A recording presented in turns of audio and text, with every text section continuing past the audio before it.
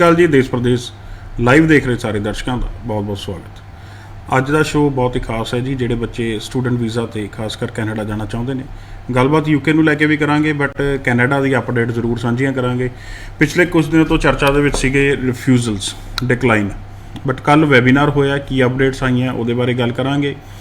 ਉਸ ਵੈਬੀਨਾਰ 'ਚੋਂ good news ਕੀ ਨਿਕਲ ਕੇ ਸਾਹਮਣੇ ਆਈ ਹੈ, ਜਾਂ CAQ ਨੂੰ ਲੈ ਕੇ ਅੱਜ ਇੱਕ ਅਪਡੇਟ ਜਿਹੜੀ ਆਈ ਹੈ ਉਹਦੇ ਬਾਰੇ ਗੱਲਬਾਤ ਕਰਨ ਲਈ ਅਸੀਂ ਇਹ ਸ਼ੋਅ ਨੂੰ ਜਿਹੜਾ ਆਰਗੇਨਾਈਜ਼ ਕੀਤਾ।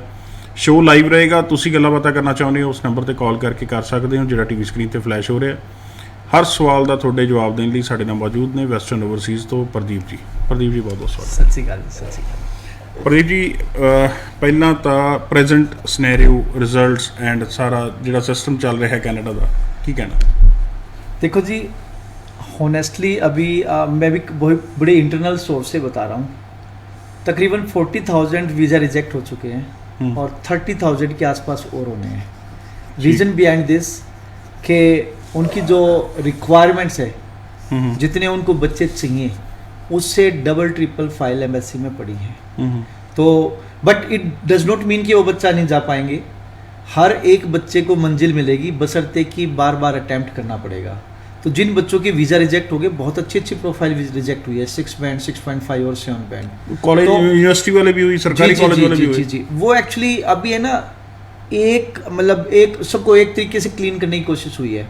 रीज़न वही है, अगेन मैं बता रहा हूँ कि जैसे उनको 1.5 लाख बच्चा चाहिए तो एप्लीकेशन 3 लाख प्लस है। अभी तो 2021 वाले आने हैं। जी, अभी वो आने हैं।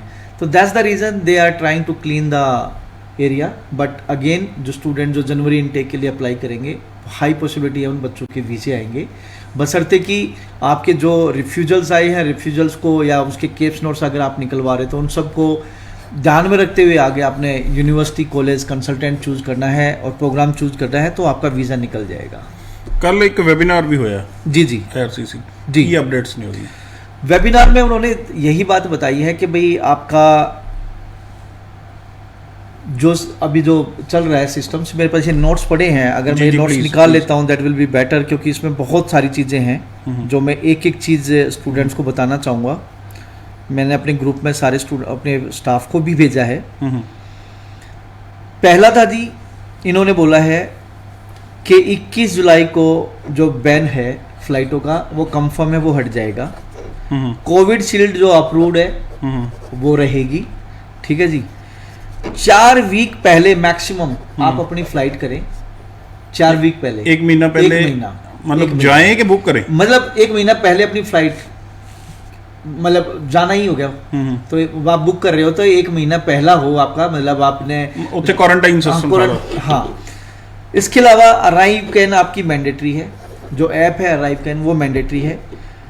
आपका कोई फैमिली मेंबर है, अगर आप 18 एंड अबोव है और आप अपनी फैमिली को साथ लेके जाना चाहते हो तो वो अलाउ नहीं होगा, वो फ्लाई नहीं कर सकता। इसके अलावा आपको जब आप ट्रैवल कर रहे हो तो डॉक्यूमेंट क्या क्या रिक्वायर्ड है, ticket, valid passport, visa, port of entry letter, LOA, ये सारी चीज़ें, कोविड-19 की रिपोर्ट और वैक्सीनेशन का सर्टिफिकेट और क्वारंटाइन प्लान। सिंगल वैक्सीनेशन या डबल कंप्लीट? देखिए दोनों जा सकते हैं जी। अगर आप डबल है तो आप एग्जेम्प्ट है, अगर आपकी एक लगी हुई तो नेचुरल सी बात है कि आपको क्वारंटाइन करना ही करना है, और जिनकी नहीं लगी हुई है तो वो भी जाएंगे। अच्छा, जो डबल वैक्सीनेशन तो बाद जा रहे हो क्वारंटाइन नहीं, वो क्वारंटाइन नहीं होंगे। इसके अलावा मेडिकल, IELTS या PT आपने कर रखी है वो। अब IRCC जो है दिल्ली, वो भी स्टार्ट हो चुकी है ऑपरेशन, ये गुड न्यूज़ है। IRCC ने अपना काम शुरू कर दिया, but with limited resource staff member के साथ। जो पैनल फिजिशियन है, बायोमेट्रिक है, वो ओपन है, आप अपना बायोमेट्रिक भी करा सकते हैं और पैनल फिजिशियन पर जाकर अपना क्या नाम है मेडिकल भी करा सकते हैं। इसके अलावा ये बोल रहे हैं कि भाई आप इनकम्प्लीट फाइल ना लगाएं। क्या होता है, जैसे किसी का मेडिकल बचा हुआ है, वो फाइल लो, बच्चे को टलकाने के लिए, बच्चे को कूल करने के लिए फाइल लगा देते हैं, तो वो कह रहे हैं कि वेट करें कि जब तक आपकी कंप्लीट फाइल नहीं होती तब तक अपना वेट करें। मेडिकल तो कम से कम करा कर लगाए। अब क्योंकि मेरे को भी 1-2 कंसल्टेंट्स के फ़ोन आते हैं, यार मेरे ना बच्चे बहुत परेशान कर रहे हैं, मुझे प्रेशराइज कर रहे हैं, क्या मैं विदाउट मेडिकल, क्योंकि मेडिकल की डेट अभी लेट मिल रही है। मैंने तो उनको यही कहा है भाई ऐसा मत करो, क्योंकि उससे क्या होना है, इनकम्प्लीट फाइल है, उसका कोई फायदा नहीं है, बहाना मिल जाएगा रिजेक्ट करने। जी।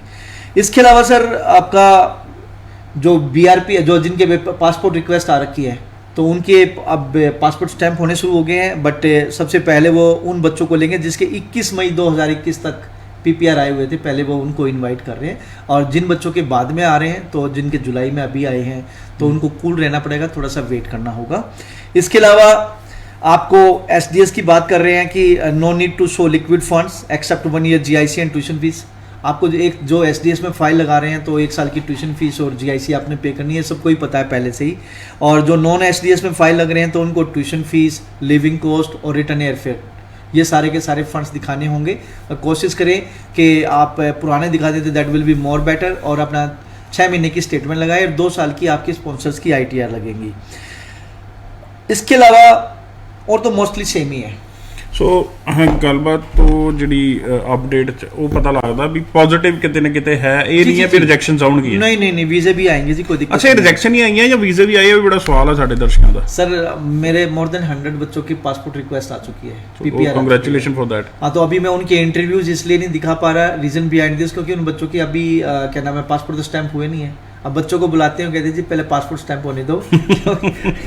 बच्चा भी रिस्क नहीं लेना, अनप्रेडिक्टेबल चीज चल रही है कि कब क्या हो जाए, कुछ नहीं पता। तो ये क्या होता है कि अब कोई हम टेस्टिमोनियल लेंगे तो नेचुरल सी बात है, स्टूडेंट को लगता है कि वो पब्लिसाइज भी होगा। तो दैट्स द रीजन स्टूडेंट अभी वेट कर रहे हैं। बट पासपोर्ट रिक्वेस्ट बहुत सारे बच्चों की आई है, बट रिफ्यूजर्स बहुत है। ਨਹੀਂ, ਰਿਫਿਊਜ਼ਲ ਬਹੁਤ ਹੈ, ਬਟ ਇਹ ਕਿਤੇ ਨਾ ਕਿਤੇ ਰਾਹਤ ਜਿਹੜੀ ਹੈ ਉਹ ਦਿੰਦੀ ਹੈ ਖਬਰ ਵੀ ਨਾਲ ਵੀਜ਼ੇ ਵੀ ਆ ਰਹੇ ਆ। ਜੀ ਜੀ ਜੀ। ਦੂਜਾ ਗੱਲ, ਸੀਏਕਿਊ ਨੂੰ ਲੈ ਕੇ ਅੱਜ ਅਪਡੇਟ ਆਈ ਹੈ ਵੀ ਸੀਏਕਿਊ ਬੜੀ ਜਲਦੀ ਰਿਲੀਜ਼ ਕਰ ਦਿੱਤੇ ਜਾਣਗੇ। ਕੀ ਹੈ ਅਪਡੇਟ? देखिए, अब गवर्नमेंट, क्योंकि बहुत टाइम हो चुका था, और इवन के जिन बच्चों जिनकी सीएक्यू जिन्होंने अप्लाई किए थे ना, तो अब वो बहुत सारे कॉलेज क्या कर रहे थे, $250-350 लेके उस पर ही सीएक्यू अप्लाई करते थे। तो वहाँ की गवर्नमेंट ने पहले ही अनाउंस कर दिया था कि भाई ऐसे बच्चों के ना वेरिफिकेशन होनी स्टार्ट हो गई थी, जी आप दिखाओ आपकी फीस ट्रांसफर, फंड्स दिखाओ और फीस ट्रांसफर। जी जी। तो अब गवर्नमेंट अनाउंस कर रही है कि definitely very soon they will issue the CAQ and it's a good sign. Calls लेना भी शुरू कर दें जी। हेलो हेलो हेलो, सत श्री अकाल जी। हेलो, सत श्री अकाल जी। हाँ, देश प्रदेश जी। देश प्रदेश से बोल रहे हो? जी मैम जी। हाँ जी सर, अपना पता करना सीगा कि जिस बच्चों के +2 ਦੇ ਰਿਜ਼ਲਟ ਆਣਾ ਆ, ਤੇ ਬੱਚੇ ਨੇ ਜੇ ਆਈਲੈਟਸ ਕੀਤੀ ਹੋਵੇ ਤੇ ਉਹ ਮਤਲਬ ਕਿ ਆਫਰ ਲੈਟਰ ਆਪਣਾ ਕਿੱਦਾਂ ਅਪਲਾਈ ਕਰੂਗਾ? मतलब कंडीशनल पूछ रहे हो भी बिना रिजल्ट आए भी अप्लाई हो सकता कि नहीं, यही सवाल है? हाँ जी, हाँ जी। ठीक है ना सर। देखिए जी, अगर आयल्स हो चुकी है तो एक कंडीशन मीट हो चुकी है, चाहे तो उसकी 12th की मार्क्स होती है या फिर उनकी आयल्स है। आयल्स है तो डेफिनेटली आपको प्रोसीड करना चाहिए, आपको कंडीशनल ऑफर लेटर मिलेगा। आप वेस्टर्न ओवरसीज की नियरेस्ट ब्रांच में विजिट कर सकते हैं, तो हम आपको बताएंगे कौन कौन सी यूनिवर्सिटीज़ और कॉलेज आपको कंडीशनल ऑफर लेटर दे रहे हैं। तो आपको वैसे प्रोसीड करना चाहिए, क्योंकि जनवरी इनटेक के लिए सारे कॉलेजेस आज की डेट में ओपन है, और जैसे ही बच्चों के रिजल्ट्स आ जाएंगे तो ये सारी सीटें बहुत जल्दी फिल होने वाली है। और जिन बच्चों के रिफ्यूज हो चुके हैं, बहुत सारे बच्चों के रिफ्यूज हुए हैं, तो वो भी जन इनटेक पे ही डेफर कराएंगे। तो कई बार क्या होता है कि फ्रेश स्टूडेंट्स सीट नहीं ले पाता। तो मेरी हम्बल रिक्वेस्ट है कि अगर आपका आइल्स आ चुका है तो आपको अपनी फाइल अपनी फाइल प्रोसीड करनी चाहिए। आपको कंडीशनल ऑफर लेटर मिलेगा, जैसे ही 12th की मार्कशीट आ जाएगी उसके बाद अनकंडीशनल हो जाएगा, आप अपनी फाइल लगा सकते हैं। ਇਹਦੇ ਚ ਕਾਫੀ ਬੱਚਿਆਂ ਦੀ ਕੋਸ਼ਿਸ਼ ਰਹੇਗੀ ਤੁਹਾਨੂੰ ਮਿਲਣਾ जी ਵਿਜ਼ਿਟਸ ਆਉਣ ਵਾਲੇ ਸਮੇਂ 'ਚ ਕਿੱਥੇ ਕਿੱਥੇ? जी देखिए, 16 जुलाई फ्राइडे के दिन मैं पटियाला हूँ, कल के दिन। तो मैं 11 बजे से लेके 5 बजे तक होऊंगा, तो आप मेरे से मिल सकते हैं for Canada, Australia, New Zealand, UK, USA, Europe, किसी भी कंट्री की काउंसलिंग लेनी है। आपका रिफ्यूज हो चुका है, आप फ्रेश स्टूडेंट्स हो, आपको IELTS-PT की कोई काउंसलिंग लेनी है, तो आई विल बी देयर। 17 जुलाई सैटरडे के दिन मैं सोनीपत हूँ, फ्राइडे के बाद सैटरडे है, तो 17 जुलाई को मैं सोनीपत हूँ। 19 जुलाई मंडे के दिन चंडीगढ़ ऑफिस, जो कि अपना सेक्टर 35C में हमारा ऑफिस है। इसके अलावा 21 जुलाई को कुरुक्षेत्र, और 23 जुलाई को पटियाला अगेन, और 24 जुलाई दिन सैटरडे सोनीपत। तो ये मेरा अभी तक प्लान बना हुआ है, तो यहाँ पे आप मिल सकते हैं। इसके अलावा अगर आप अब बात चली रही है तो मैं बताना चाहूँगा कि हम IELTS-PT के वर्चुअल वर्कशॉप बड़े करते हैं और बड़े स्टूडेंट्स को फ़ायदा होता है इन चीज़ों का। तो आज हमारा ऑफलाइन चल रहा है, और कल हम 17 जुलाई को, डे आफ्टर टुमारो, तो 17 जुलाई को we are coming with the online IELTS PT virtual workshop, जिसमें आप 11 बजे से 3 बजे तक IELTS PT के जितने भी डाउट्स हैं उसको लेकर हमसे जुड़ सकते हैं। तो westernOverseas.online पोर्टल है, उस पर जाके आप अपना रजिस्ट्रेशन करा सकते हैं, या फिर 9115017017 पे कॉल कर सकते हैं। It is totally free of cost. इसके अलावा अगर आप रियलिटी टेस्ट देना चाहते हैं तो PTE and CD IELTS reality test offline and offline, offline मतलब हमारी ब्रांच में हो रहा है और ऑनलाइन मतलब आप अपने घर बैठे दे सकते हो। 21 जुलाई को होगा। अगेन आपको IELTSrealitytest.com, ये एक वेबसाइट है हमारी, IELTSrealitytest.com, उस पर जाके अपना रजिस्ट्रेशन करें। अगर एजुकेशन फेयर का में आप पार्ट लेना चाहते हैं, पार्टिसिपेट करना चाहते हैं, तो हर एक कंट्रीज़ के लिए हमारे 30 जुलाई को एजुकेशन फेयर लेके, 30 जुलाई को, जिसमें Canada, Australia, New Zealand, UK, USA, Europe, हर एक कंट्री के डेलीगेट से आपको रूबरू होने का मौका मिलेगा। उसके लिए आपको जाना होगा, मेरी वेबसाइट है western-overseas.com, या जो स्क्रॉल हो रहा है नंबर, इस पर कॉल करके भी आप अपना रजिस्ट्रेशन करा सकते हो। ਇੱਕ ਚੀਜ਼ ਹੁਣ ਵੈਬੀਨਾਰ ਸ਼ੁਰੂ ਕਰ ਦਿੱਤੇ, ਵਰਚੁਅਲ ਵਰਕਸ਼ਾਪ ਸ਼ੁਰੂ ਕਰ ਦਿੱਤੀਆਂ, ਬੜੀ ਦੇਰ ਤੋਂ ਡਿਜੀਟਲੀ ਸਭ ਤੋਂ ਅੱਗੇ ਮੇਰੇ ਖਿਆਲ ਸਟੈਪ ਲੈਣ ਵਿੱਚ ਜਿਹੜੀਆਂ ਕੰਪਨੀਆਂ ਸੀਗੀਆਂ ਉਹਨਾਂ ਵਿੱਚੋਂ ਇੱਕ ਵੈਸਟਰਨ ਓਵਰਸੀਜ਼ ਸੀ। ਜੀ ਜੀ। ਅੱਜ IELTS ਸੈਂਟਰ ਓਪਨ ਹੋ ਗਏ ਆ, ਬੱਚਿਆਂ ਨੇ ਫਿਜ਼ੀਕਲੀ ਪੜ੍ਹਨਾ ਵੀ ਸ਼ੁਰੂ ਕਰਤਾ। ਜ਼ਿਆਦਾ ਸਟੂਡੈਂਟ ਆਨਲਾइन पढ़ के ਜਿਹੜਾ ਵੈਸਟਰਨ ਓਵਰਸੀਜ਼ आ रहा है या फिजिकली आना शुरू किया? देखो जी, फिजिकली है ही, इसमें कोई डाउट नहीं है, बट ऑनलाइन जो हमारा पोर्टल है वो भी बड़ा कमांडेबल है, बहुत बढ़िया उसके रिजल्ट्स हैं। ओवरऑल आने वाले टाइम में हम इसको 24/7 कर रहे हैं, 24/7। मतलब हम आने वाले टाइम में, अब अभी हमारा क्या है, अर्ली मॉर्निंग बैच है, रेगुलर बैच है और लेट इवनिंग बैच भी है। इसके अलावा सैटरडे संडे भी पढ़ाते हैं।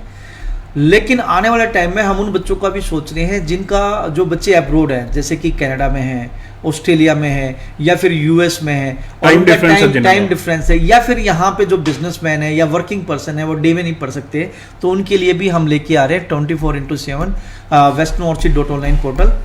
वो सर देखिए, ऑनलाइन जो पोर्टल है, जिन बच्चों का मेंटल लेवल बड़ा स्ट्रॉन्ग है ना, जो मतलब जिनको पता है इन चीज़ों का, जो ऑलरेडी इन चीज़ों से निकल चुके हैं, वो तो स्ट्रांगली बिलीव करते हैं ऑनलाइन में आज भी, और बहुत सारा बच्चा पढ़ रहा है। मोर देन 1000 स्टूडेंट हमारे इस पोर्टल पे पढ़ रहे हैं। लेकिन ऑफलाइन का तो क्रेज है ही है, क्योंकि रूबरू बच्चा जो मिलना चाहता है तो मिलना ही चाहता है, ऑफलाइन एंड ऑनलाइन।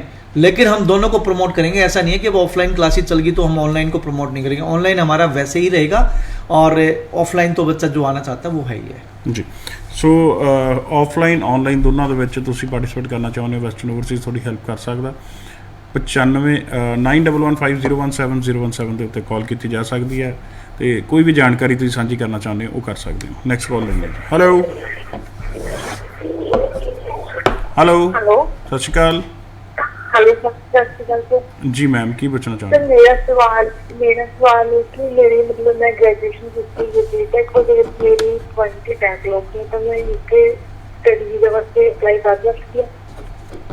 20 बैकलॉग्स ने जी। कितने बैकलॉग है? हाँ जी, कितने बैकलॉग है? 20। एंड कब पास आउट है ये? बीटेक कदों पास आउट हो तुसी? सर वैसे 18 की कंप्लीट हुई थी, बट बैकलॉग्स करके 2020 में हुई है। आइल्स किया आपने? आइल्स से PT? PT 6.5। ठीक है, आप एलिजिबल हैं, कोई प्रॉब्लम नहीं है। आपके 20 के 30 बैकलॉग होते तब भी कोई प्रॉब्लम नहीं है। थिंग इज़ दैट यहाँ पे यूनिवर्सिटी इंटरव्यू लेती है, जिसको बोलते हैं क्रेडिबिलिटी इंटरव्यू। जब तक आप क्रेडिबिलिटी इंटरव्यू क्लियर नहीं करोगे तब तक आप आगे नहीं जा पाएंगे।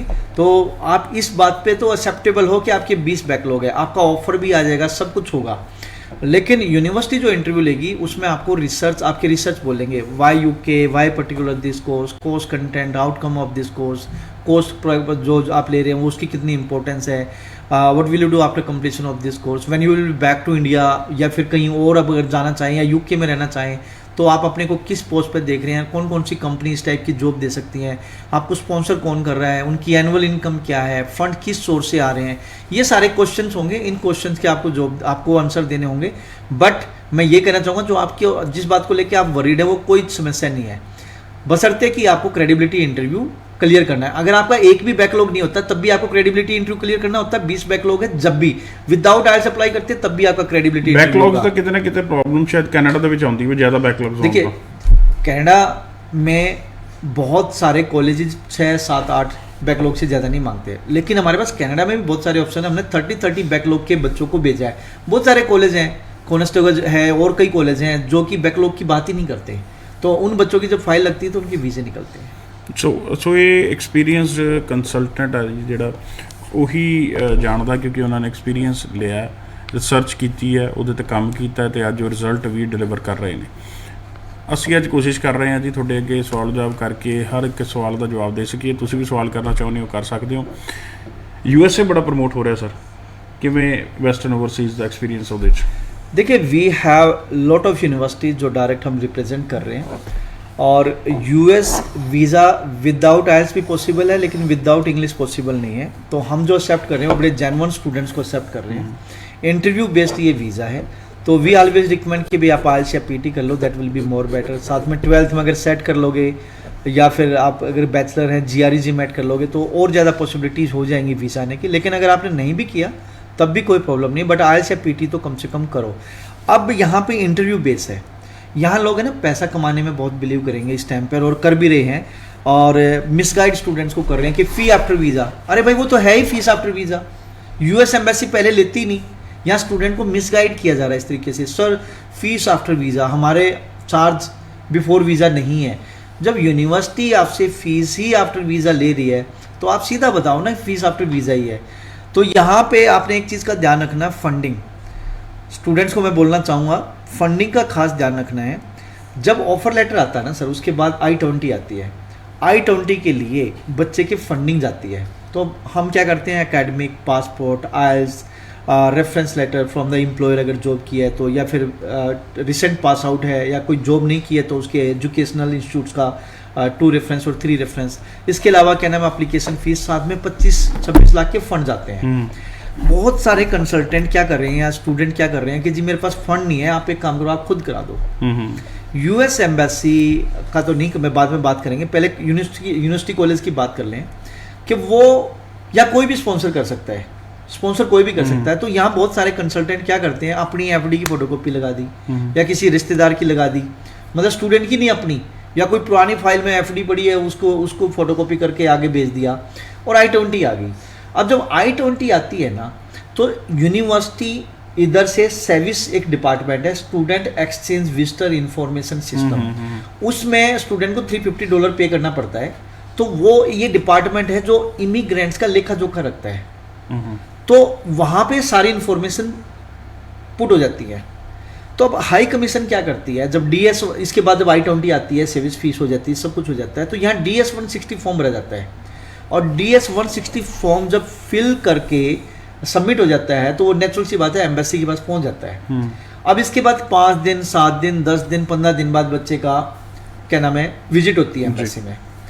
तो जो फाइल बच्चा लेके जाता है ना, बच्चे बहुत सारे बोलते हैं जी मैंने तो बहुत बड़ी फाइल बनाई थी जी, एम्बेसी ने कुछ देखा ही नहीं, वो देखते भी नहीं, उनके पास टाइम भी नहीं है। DS-160 फॉर्म फिल हो गया, सबमिट हो गया, वीज़ा ऑफिसर को पता है इस दिन ये बच्चा आना है, सर्विस डिपार्टमेंट से वो सारे के सारे डॉक्यूमेंट देख लेते हैं कि बच्चे की एजुकेशन क्या है, ठीक है, इसके अलावा फंडिंग क्या है, स्पॉन्सर कौन कर रहा है, कौन नहीं कर रहा है, और वो पहले ही 80-70% डिसाइड कर चुके होते हैं कि बच्चे को वीज़ा देना है या नहीं देना। पहले ही 70-80% प्रिपेयर्ड होता है। 30% वहाँ पे जाके स्टूडेंट का IQ लेवल, कॉन्फिडेंस, ये सारी चीज़ें मैटर करती हैं। तो आपने देखा होगा पास्ट में भी बहुत सारे बच्चे हैं जी मेरा तो कुछ देखा ही नहीं, वापस कर दिया मुझे काउंटर से ही। वो इसलिए करते हैं क्योंकि पहले ही इन्फॉर्मेशन उनके पास है। तो मैं यहाँ पे फंडिंग के मामले में बोलना चाहूँगा कि कोशिश करें आपके पेरेंट्स की फंडिंग हो, चाहे वो करंट की भी हो, तो उसका एम्बेसी को पता होगा कि यार इसके पेरेंट्स हैं वही स्पॉन्सर कर रहे हैं, 4 ईयर की बैचलर डिग्री है या मास्टर्स 2 ईयर की है, बच्चों का बहुत सारा बजट लगना है, तो फंड्स तो दिखाने होंगे ना। जो अगर फंड जेन्युइन एम्बेसी में जा रहे हैं फंडिंग और वो पेरेंट्स की है या ब्रदर सिस्टर की है या दादा दादी की है, तो ये क्लोज रिलेटिव है, तो हाई कमीशन को सेटिस्फेक्शन होती है कि यस स्टूडेंट इज जेन्युइन। तो इस तरीके से आप करेंगे that will be more better. Otherwise आपने $1.5 लाख फंडिंग के अपने कंसल्टेंट को दे दिए, उसने किसी के भी फंड आपको चेप दिए और वो सारे के सारे अपनी पॉकेट में पैसे डाल लिए, तो इससे क्या बच्चे का $1.5 लाख खराब हो गया। साथ में इंटरव्यू हुआ है, इंटरव्यू होने के बाद उसकी एम्बेसी फीस है, सर्विस फीस है, ये सब खराब है। तो आप जब फाइल बना रहे हो तो अच्छे तरीके से बनाओ, आपके जितने भी वेपन है वो बड़े शार्प होने चाहिए, आपके वेपन आपके डॉक्यूमेंट है जी। सो ये जानकारी जी है जी स्पष्ट शब्दों के ਤਾਂ ਹੀ ਤੁਹਾਡੇ तक पहुँचाई जाती है, क्योंकि एक ट्रांसपेरेंसी जी मैटर करती है, एक प्रोटोकॉल, एक एथिक्स जो ਪ੍ਰੈਕਟਿਸ ਹੁੰਦੀ ਹੈ ਇੱਕ ਕੰਸਲਟੈਂਸੀ ਦੀ, ਉਦੋਂ ਇਹ ਚੀਜ਼ਾਂ ਮੈਟਰ ਕਰਦੀਆਂ। ਵੈਸਟਰਨ ਓਵਰਸੀਜ਼ ਤੋਂ ਤੁਸੀਂ ਕੋਈ ਸਰਵਿਸ ਚਾਹੁੰਦੇ ਹੋ ਤਾਂ ਇਹਨਾਂ ਦੇ ਨੰਬਰ 'ਤੇ ਕਾਲ ਕਰਕੇ ਵਿਜ਼ਿਟ ਕਰਕੇ ਜਾਣਕਾਰੀ ਲਈ ਜਾ ਸਕਦੀ ਹੈ। ਸ਼ੋਅ ਦਾ ਸਮਾਂ ਨਹੀਂ ਅਲਾਉ ਕਰ ਰਿਹਾ, ਬਟ ਤੁਸੀਂ ਇਹਨਾਂ ਦੇ ਵਰਚੁਅਲ ਵਰਕਸ਼ਾਪ ਜਾਂ ਸੈਮੀਨਾਰ ਦਾ ਹਿੱਸਾ ਬਣ ਸਕਦੇ ਹੋ। ਉਹਦੀ ਡਿਟੇਲ ਭਾਜੀ ਨੇ ਤੁਹਾਨੂੰ ਦੱਸ ਦਿੱਤੀ, ਅਦਰਵਾਈਜ਼ ਉਸ ਨੰਬਰ 'ਤੇ ਕਾਲ ਕਰ ਸਕਦੇ ਹੋ ਜਿਹੜਾ ਚੱਲ ਰਿਹਾ ਟੀਵੀ ਸਕਰੀਨ 'ਤੇ। ਮੈਂ ਫਿਰ ਬੋਲ ਦੇਣਾ ਨੰਬਰ 9115017017, ਇੱਥੇ ਕਾਲ ਕਰਕੇ ਹੁਣ ਜਾਣਕਾਰੀ ਸਾਂਝੀ ਕਰ ਸਕਦੇ ਹੋ ਸ਼ੋਅ ਚਾਉਣ ਲਈ ਭਾਜੀ। ਤੁਹਾਨੂੰ जी जाते जाते बोलना चाहूँगा, कल मैं पटियाला हूँ और सैटरडे को सोनीपत, 17 जुलाई को, और 19 जुलाई मंडे के दिन मैं चंडीगढ़ हूँ, तो आप मेरे से यहाँ के मिल सकते हैं। ਬਹੁਤ ਬਹੁਤ ਧੰਨਵਾਦ ਸ਼ੋਅ ਚਾਉਣ ਲਈ। ਤੁਸੀਂ ਇਹਨਾਂ ਤੱਕ ਅਪਾਇੰਟਮੈਂਟ ਲੈ ਕੇ ਮਿਲ ਸਕਦੇ ਹੋ ਜੀ। ਸ਼ੋਅ ਨੂੰ ਇੱਥੇ ਖਤਮ ਕਰਦੇ ਹਾਂ, ਦਿਓ ਇਜਾਜ਼ਤ, ਸਤਿ ਸ਼੍ਰੀ ਅਕਾਲ।